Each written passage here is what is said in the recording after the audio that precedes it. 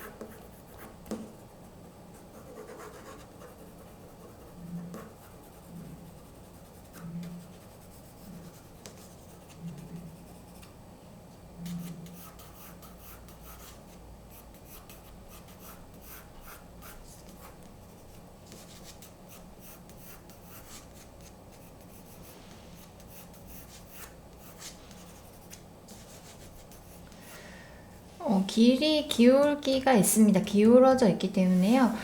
계단의 느낌을 완성하시는 이런 끝부분들을 잘 살펴보시고, 계단의 윗면이 위로 올라가실수록 점점 좁아집니다.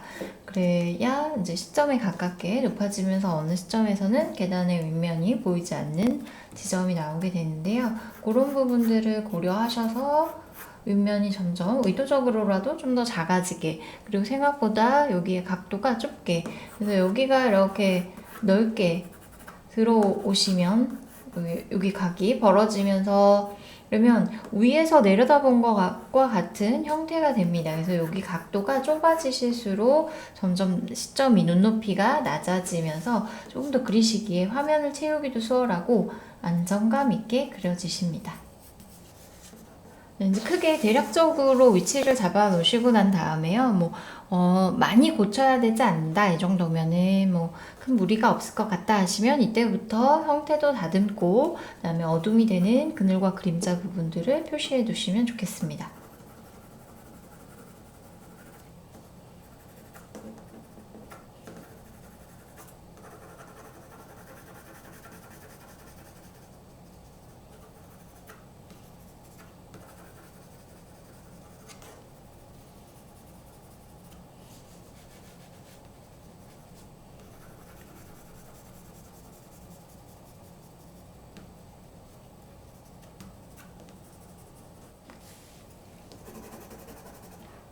912번 밝은 연두색입니다. 돌부터 스케치를 어느 정도 더 완성을 하시고 명암을 넣으셔도 좋고요.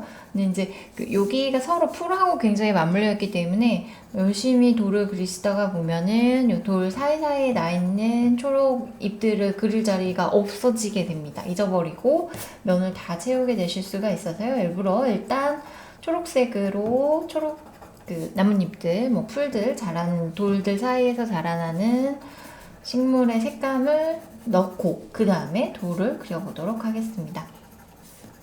엄청 자세하게 안 그리셔도 좋고요. 눈을 지그시 감고 보셨을 때 보이는 색감이나 형태 정도만 따라오셔도 충분할 것 같습니다. 밝은 색은 조금 넉넉하게 해두셔야 나중에 사이사이에 진한 색으로 그늘과 그림자를 표현하시면서 입체감이 나올 수 있으니까요. 일단은 조금 넓은 부분, 밝은 색이 칠해져야지 될 부분보다, 실제로 칠해져야지 되는 부분보다 조금 넓게 해두시는 게 좋겠습니다.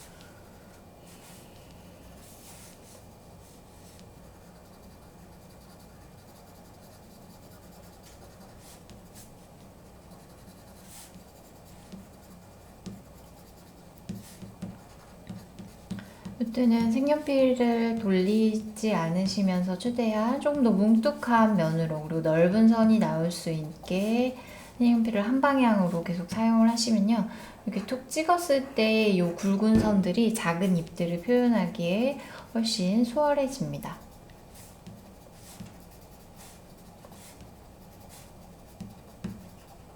생각보다 조금 진하게 그려놓으셔야 진한 색감 들어왔을 때의 연두색이 너무 밀도가 낮아 보이지 않게 됩니다. 그래서 연하게 하시는 부분도 물론 필요하지만 그리시면서 조금 세게 진하게 꾹 눌러서 한 번의 터치로도 좀 강한 색감이 나올 수 있도록 연습해 두시는 것도 좋습니다. 더 밝은 색의 노란색에 가까운 연두들은 이거를 어두움을 잡아 놓으시고요. 그 다음에 실제로 밝은 연두색보다 노란색 그 위에 덧칠 하시는 게 훨씬 효과적으로 밝은 연두색, 거의 노랑에 가까운 그런 채도가 높은 연두색들을 만들어내기가 쉽습니다.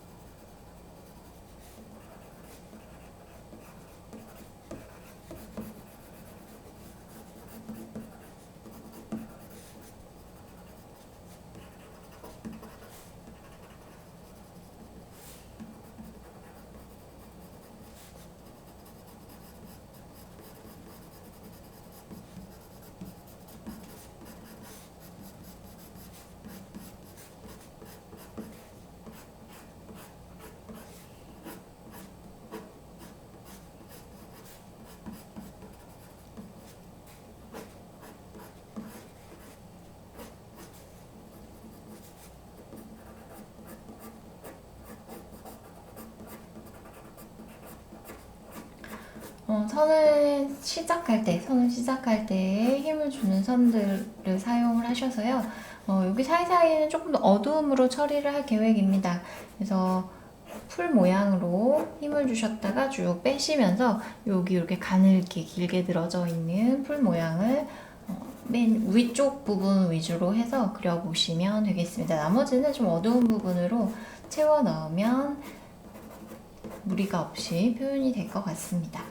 또는 요게 너무 사실 여기 있는 다른 풀들에 비해서 표현이 어렵습니다. 그러면 그냥 이렇게 이파리가 작은 것들로 바꿔서 그리셔도 괜찮습니다.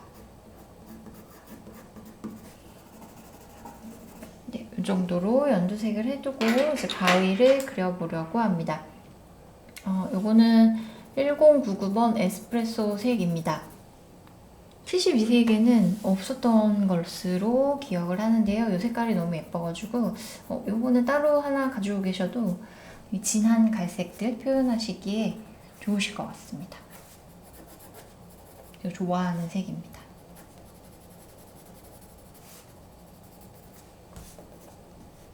돌에서 어두워지는 부분 그리고 갈색으로 보이는 부분들의 전반적인 표현을 요 색으로 다 하려고 합니다.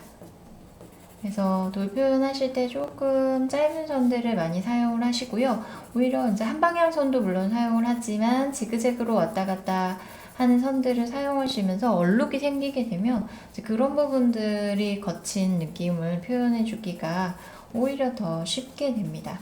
그래서 돌 하실 때에는 조금 더 짧은 선들로 면을 많이 쪼개가지고 울퉁불퉁한 표면의 느낌들을 천천히 그려 나가시는 것도 좋을 것 같습니다.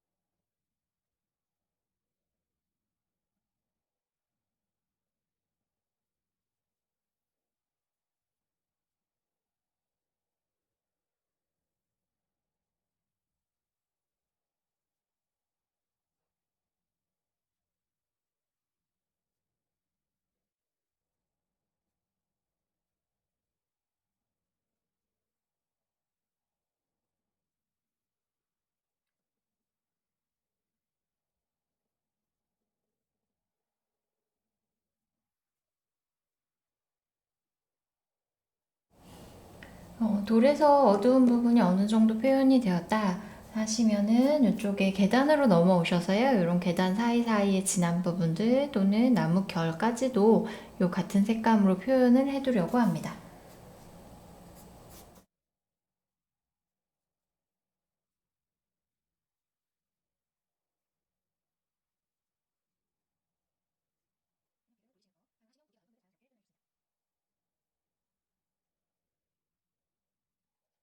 그래서 요거는 이제 943번입니다. 좀 더 붉은 갈색의 기운들이 색감의 느낌이 있습니다. 그래서 이제 곳곳에 돌 부분, 그 다음에 계단, 나머지 배경 등에도 같이 추가해 주려고 합니다. 처음에는 혼색을 많이 하시기보다요, 굉장히 여러 색감이 사실 들어 있습니다. 그래서 색을 섞어서 사진처럼 표현하려고 이제 시작을 하시면 끝이 없습니다.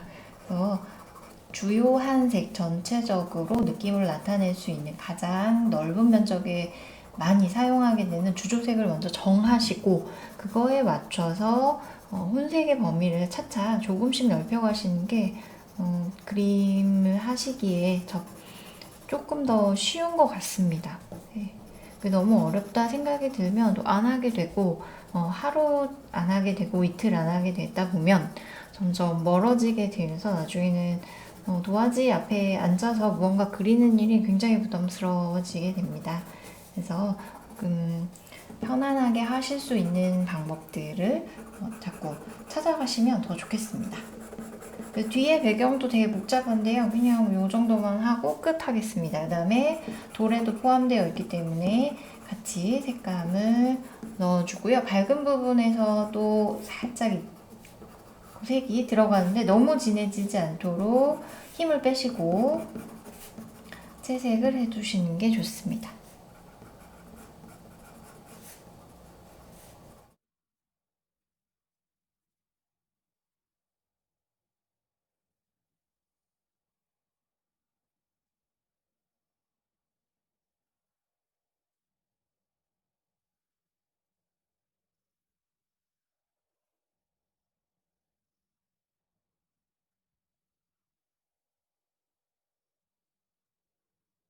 그다음에 1065번 요거는 쿨그레이입니다. 나머지 이제 돌 표현에서 채색하지 않은 돌, 그다음에 밝은 부분에서의 중간 톤 정도까지도 다 요 색을 사용을 해서 표현을 해두시면 될 것 같습니다.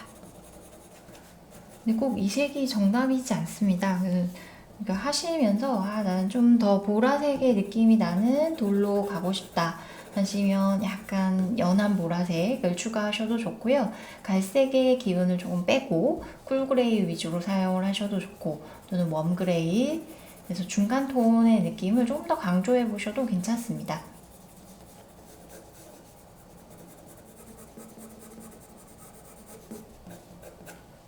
요런 데가 사실 이제 묘사할 부분이 많습니다. 그리고자, 자세하게 그리고자 시간을 많이 투자하실수록 좀 더 여기 지금 크게 잡아져 있는 면들을 점점 작게 표현을 하시면서 묘사를 하시면 좋은데요. 더 진해지면서 색을 바꾸면서 들어오는 면적이 지금 칠해놓은 부분들을 모두 다 덮지 않으셔도 괜찮습니다. 다 덮을수록 시커매지기 때문에요.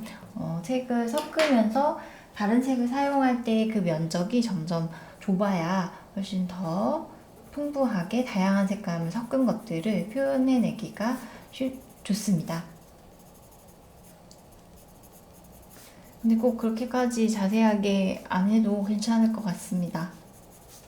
그래서 멀리 나와서 한번 보시고요. 원하시는 느낌으로 표현이 되었다 하신다면 자꾸 다른 부분으로 넘어가시고, 또는 비슷한 소재에서 좀 더 영역을 확대해서 돌이 좀 더 많게, 또는 위에 풀이 좀 더 많게, 이렇게 해서 익숙해지시는 소재들로 점점 확장성을 가지고 그림을 그려 나가시면 더 좋을 것 같습니다. 이렇게 해두고요. 요 색은 936번입니다. 약간 파란색이 조금 채도가 낮은 파란 느낌이 있어서 풍경화에서 굉장히 유용하게 사용되는 색입니다. 그 다음에 여기 이제 계단 색감을 살짝 들어가 보도록 하겠습니다. 얘는 1034번입니다. 세워져 있는 면에서는 세로선을 많이 사용을 해주시고요. 위를 보는 면, 윗면 하실 때는 요거보다 좀 더 밝은 색을 사용하셔도 좋고, 선도 가로 방향 또는 요 기울기를 따라가는 선 방향으로 사용을 하셔도 좋습니다.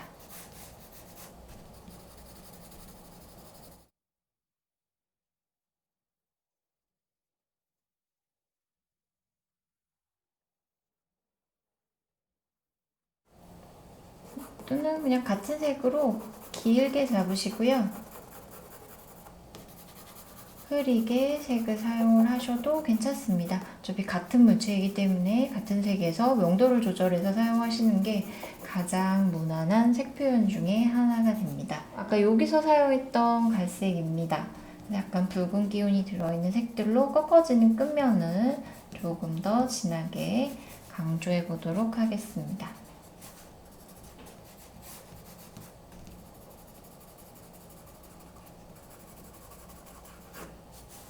네, 908번 제일 진한 초록색입니다. 다크 그린으로 이제 이런 데 사이사이에 진한 그린을 표현해 주면서 잎의 끝 모양들을 좀 그려주셔야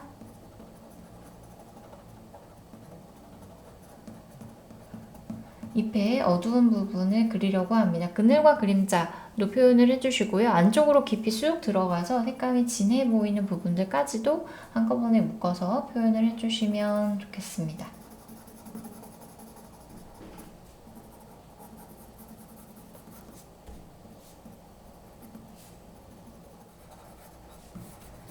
구불구불하게 쓰는 선들도 사용해 보시고요. 그 다음에 짧게 쓰셨다가 점점 길어지고 다시 짧아지는 나무에 많이 사용하였던 선들도 충분히 활용을 해보시면 좋겠습니다. 그래서 선 연습하신다 생각을 하시고 선 길이도 다양하게, 그 다음에 손의 압력도 피랍을 조절하시면서 조금 진하게도 쓰셨다가 연하게도 쓰셨다가, 그 다음에 느슨하게 색연필을 잡으시고 살짝 밀어내시면서 조금 길게 잡고 멀리에 있는 나뭇잎색들을 또 채워 나가셔도 좋습니다. 연습을 하실 때, 소재를 선택하실 때요, 잎이 너무 큰 경우에 오히려 그리기가 어렵습니다. 더 모양이 잘 보이고 모양을 표현을 안 하자니 어색하고 모양을 다 그리자니 굉장히 어렵고, 그래서 오히려 이 잎의 크기가 작은 것들이 이제 이렇게 짧게 쓰는 선들로 어느 정도 표현이 가능하기 때문에요. 초반에 소재를 선택하실 때는 대부분 잎의 크기가 작은 것들로 시작을 해보시는 게 더 좋습니다.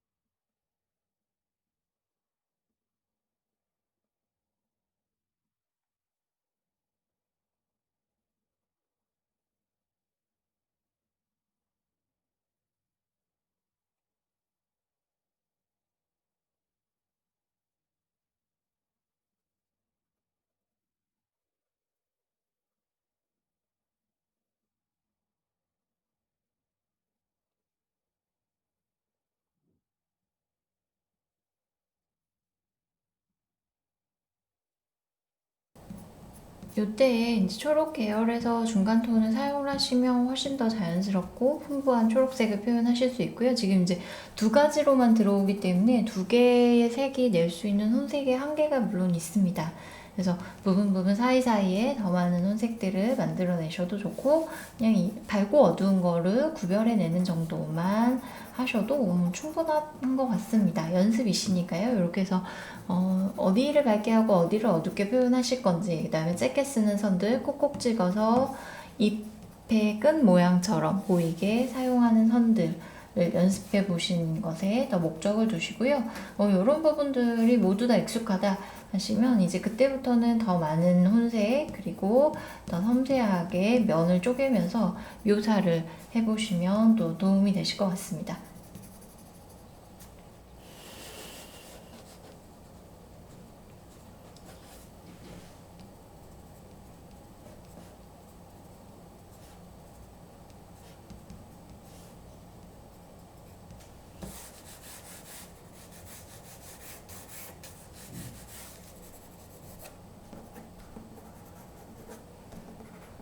돌과 돌 사이의 경계를 명확하게 하면서 마무리하도록 하겠습니다. 초록이 다 사라지기 전에 사진을 많이 남겨두시고, 겨울에 야외에 나가서 그리기 쉽지 않을 때에 또 두고두고 활용을 하시면 더 좋을 것 같습니다.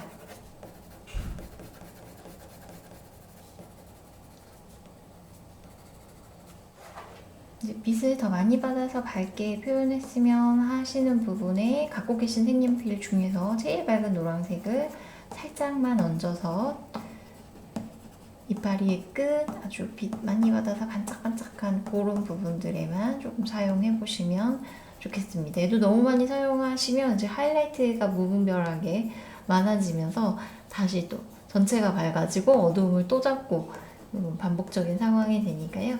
이렇게 가볍게만 넣고 느낌만 내고 마무리하도록 하겠습니다. 감사합니다. 여기까지 하겠습니다.